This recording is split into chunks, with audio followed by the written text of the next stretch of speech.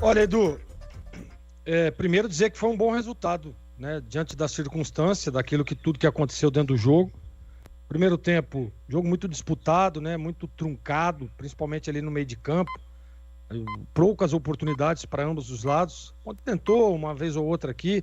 E aí, num vacilo, num erro, o Goiás foi lá e fez 1-0. Eu até disse no intervalo que quem poderia sair na frente era quem errasse menos. E a Ponte errou mais do que o Goiás e acabou se complicando, né? Tomou o gol 1-0, vai para o vestiário e a Ponte voltou bem no segundo tempo. Voltou bem ali até aquele lance duvidoso, que para mim não foi pênalti, foi sim falta. Ele dá a falta, foi fora da área. Mas aí ele volta, não dá falta mais, e aí vira aquela baita confusão, deu uma desestabilizada no time. Agora, quando ele entra, quando ele faz a substituição, né? Que ele coloca o menino que chegou agora aí, Tomás Luciano, e também o Dodô, aí as coisas mudam de patamar, hein? Dois bons jogadores, não é porque o Dodô fez o gol, não. O Dodô a gente conhece ele.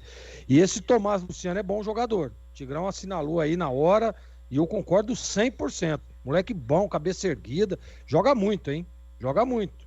Então, importante contratação e bom para o time da Ponte, né? Porque chega mais uma peça que vai aí elevar o nível técnico do time. E depois vem o golaço do Dodô, né? O Tadeu ficou naquela dúvida. Na dúvida não, né? Ele tinha certeza que o Dodô ia cruzar. Se posicionou para um cruzamento, Dodô inteligentemente deu uma virada no pé, jogou lá do outro lado e fez um golaço mesmo. Para mim o resultado, diante da circunstância, vou repetir, bom. A Ponte continua, né, nas mãos do Nelsinho Batista, sem perder em casa, agora perde o 100%, né? Mas a Série B é assim, agora a Ponte precisa, com esse empate, buscar os pontos fora de casa. Essa é a regra, anda ali encostando mais, e quanto mais você estiver próximo do G4 na hora do sprint final, é muito mais importante.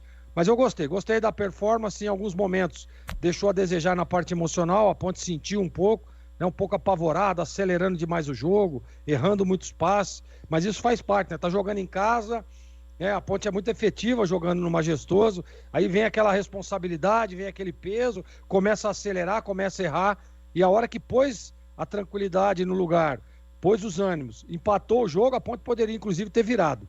Merecia a virada, na minha opinião, pelo que executou depois da entrada aí do Dodô e também do Tomás. Então, belo jogo da Ponte, viu, Edu? Bom placar, na minha opinião.